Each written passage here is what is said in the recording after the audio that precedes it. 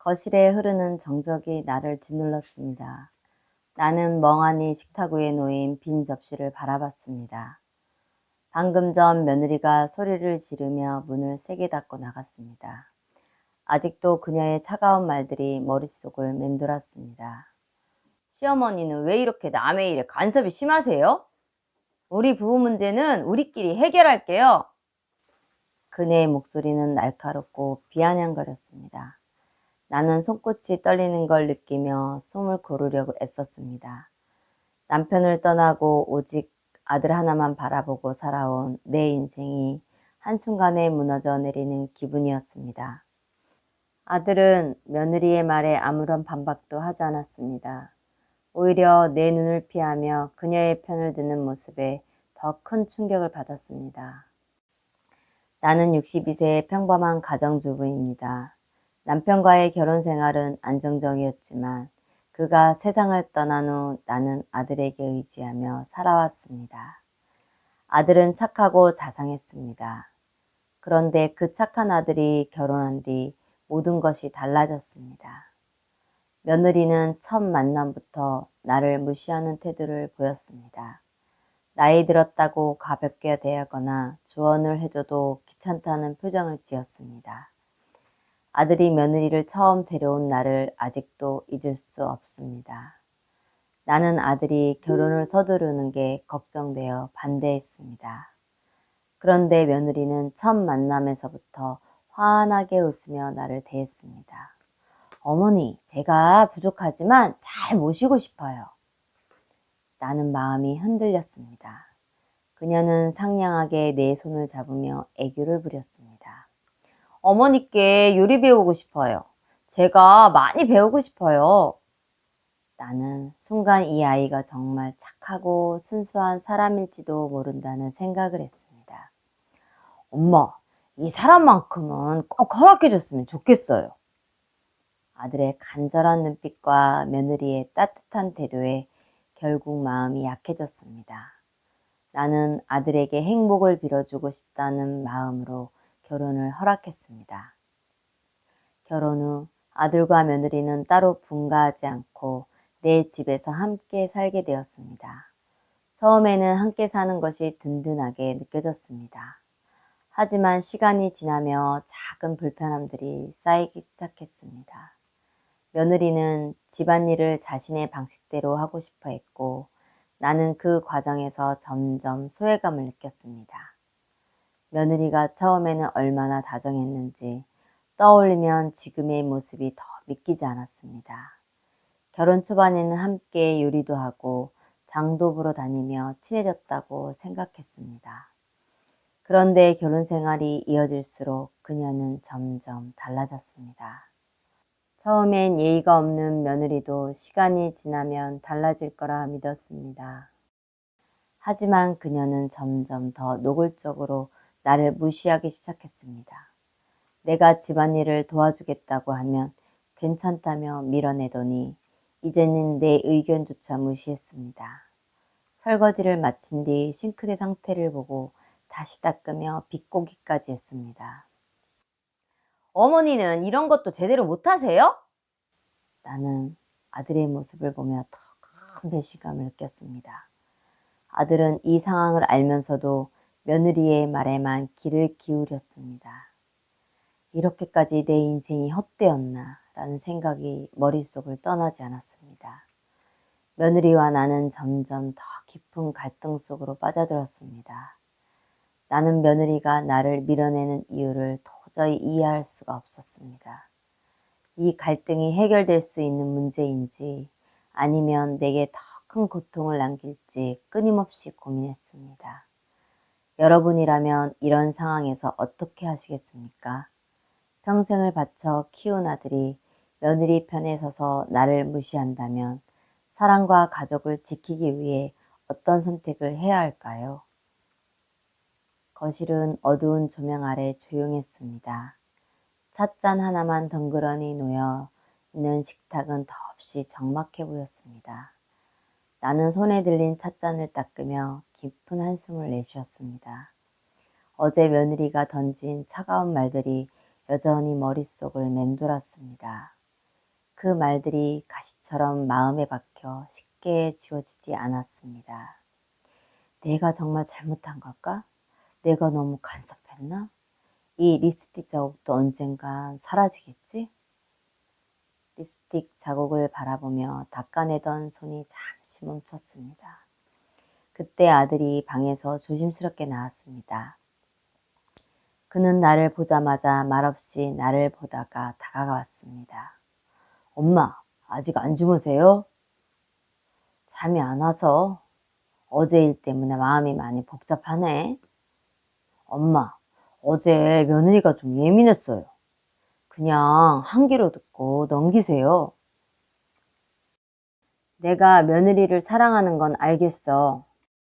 하지만 나도 내 엄마잖니? 나도 내 배려와 관심이 필요해. 아들은 잠시 머뭇거리더니 조용히 고개를 끄덕였습니다. 그의 반응은 어쩐지 미안함과 복잡함이 섞인 듯 보였습니다. 하지만 나는 그 미묘한 표정이 오히려 더 마음을 무겁게 만들었습니다. 다음 날 아침, 주방은 차가운 공기가 감돌고 있었습니다. 며느리는 식탁에 앉아 커피를 마시고 있었습니다. 나는 망설이며 그녀에게 다가갔습니다. 그녀는 내가 다가가는 소리에 살짝 고개를 돌렸지만 눈을 마주치지는 않았습니다. 우리 솔직하게 이야기 좀 해볼 수 있을까? 내가 뭘 잘못했는지 말해주겠니? 나는 내 마음을 알고 싶어. 어머니, 솔직히 말씀드리면 어머니가 우리 일에 너무 깊이 관여하시는 것 같아요. 저희도 해결할 수 있는 문제인데 어머니가 간섭하시면 부담스러워요. 그녀의 목소리는 조심스러웠지만 단호했습니다. 나는 그녀의 말을 들으며 마음 한구석이 아려왔습니다. 도와주려 했던 내 마음이 오히려 부담이 되었다니. 그렇구나. 미안해. 난 도와주고 싶은 마음이었는데 내가 그렇게 느꼈다면 내 잘못이야. 어머니도 힘드셨을 거예요. 하지만 저도 제 자리를 지키고 싶어요. 앞으로는 너희 부부 문제에 간섭하지 않도록 노력할게. 대신 너도 나를 조금 더 이해해 줄 수 있을까? 우리 함께 더 좋은 관계를 만들어 가자. 네, 그렇게 해볼게요. 며느리는 조심스럽게 미소를 보이며 내 말을 받아주었습니다. 나는 그녀의 작은 변화에서 희망을 느꼈습니다. 오후가 되자 며느리가 거실로 들어와 날카로운 눈빛으로 나를 바라봤습니다. 그녀의 얼굴에는 분노가 서려 있었습니다. 그녀는 문을 닫는 소리마저 거칠게 내며 발걸음을 옮겼습니다. 거실에 가득 찬 긴장감은 마치 폭등이 밀려오기 전에 정막과 같았습니다. 며느리의 표정은 지금껏 쌓여온 불만과 분노가 한꺼번에 터져 나올 것처럼 보였습니다. 나는 그녀의 말문이 열리기 전까지 이미 가슴이 두근거렸습니다. 어머니, 도대체 왜 제 물건에 함부로 정리하셨어요? 제 공간인데 왜 마음대로 손을 대시는 거예요? 그녀의 목소리는 점점 더 격앙되었습니다. 나는 두 손을 모아지며 그녀의 눈을 피해 식탁을 바라보았습니다. 심장이 빠르게 뛰었고 목이 타는 것 같았습니다.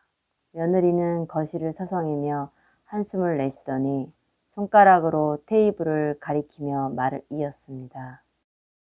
어머니는 항상 저를 무시하잖아요. 제가 뭘 하든 참견하시고 제가 필요한 것보다 항상 더 하려 하세요. 전 그런 게 부담스러워요. 난 그저 도와주고 싶었을 뿐이야. 내가 바쁘고 힘들어 보여서. 그게 문제예요.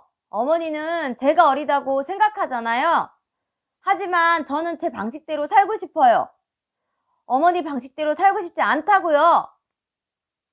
그녀의 말에 나는 더 이상 할 말을 찾을 수 없었습니다.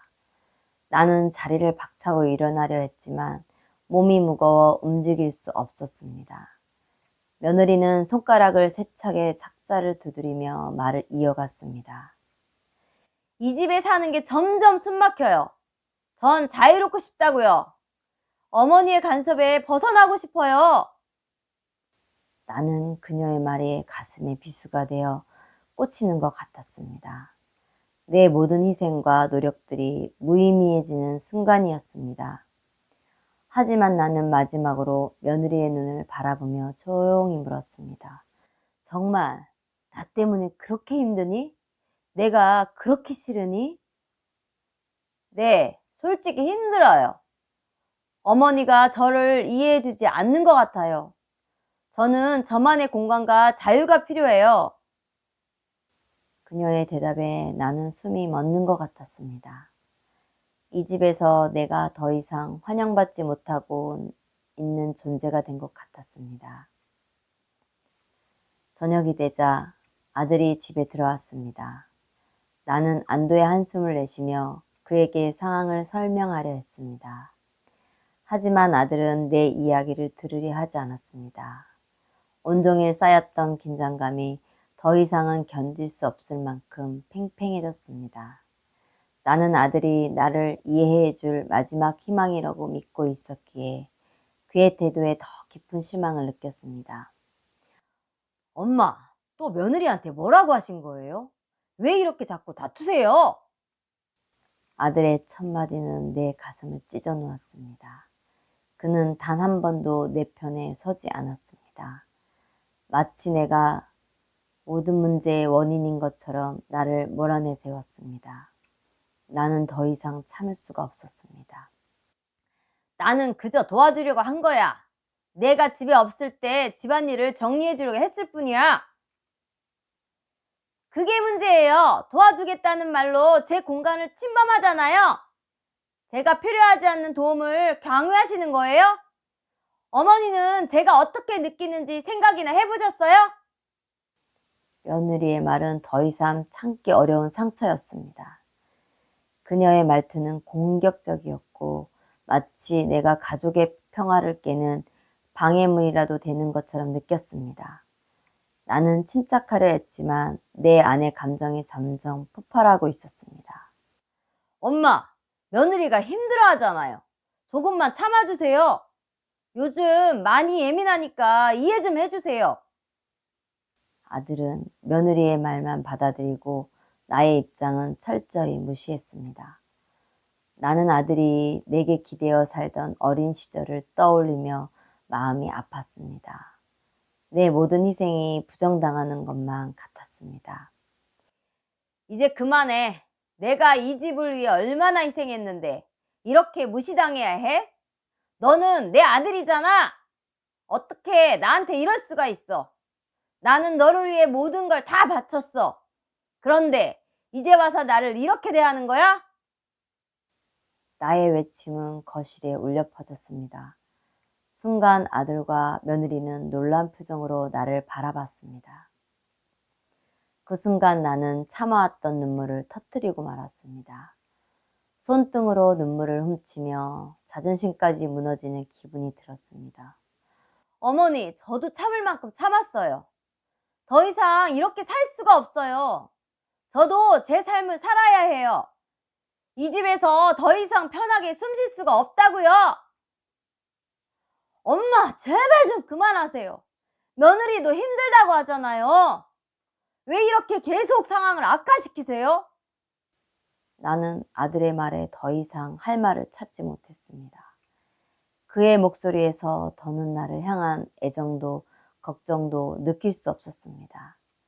이 순간 내가 집에서 점점 밀려나고 있다는 사실이 확실해졌습니다. 밤이 깊었습니다. 나는 식탁에 앉아 남겨진 찻잔을 바라보며 멍하게 시간을 보내고 있었습니다. 그런데 아들과 며느리가 나란히 앉더니 진지한 표정으로 나를 바라봤습니다. 그들의 눈빛에서 차가움이 느껴졌습니다. 불길한 예감이 온몸을 휘감았습니다.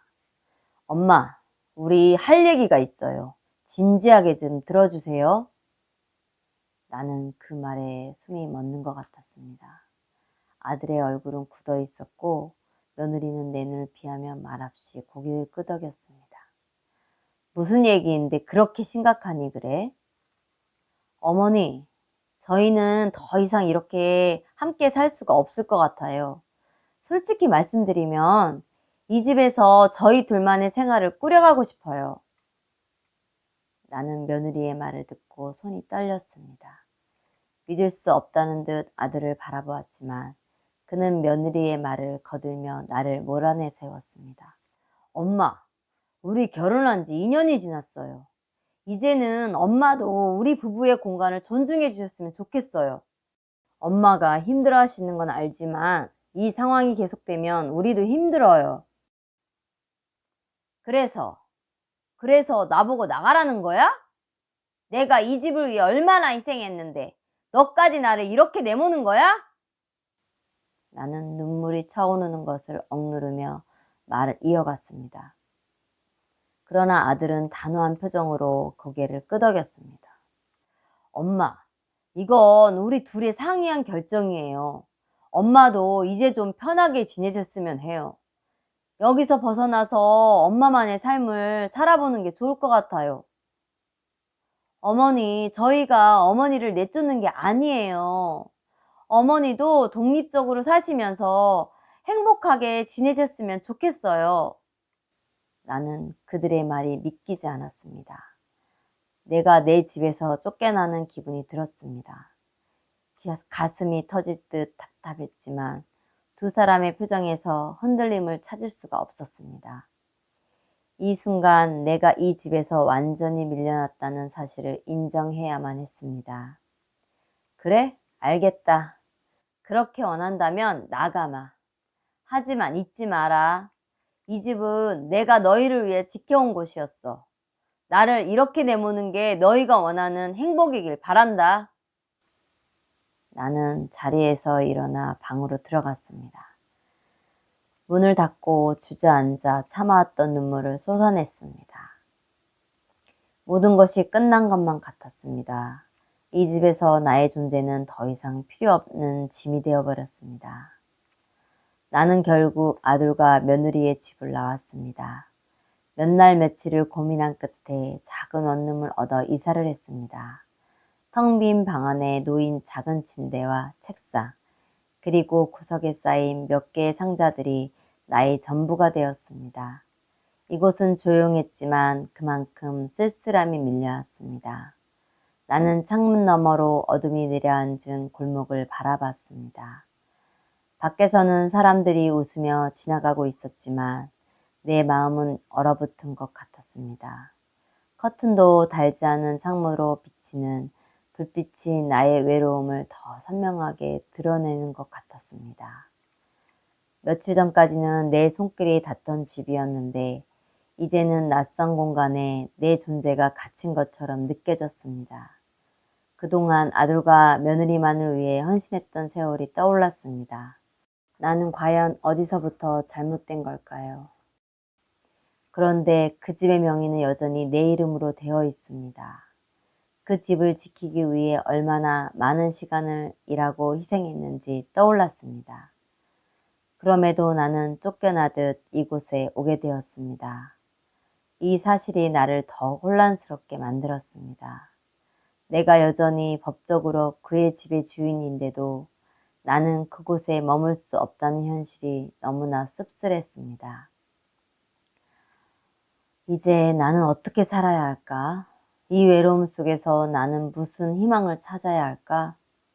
여러분이라면 이런 상황에서 어떻게 하시겠습니까?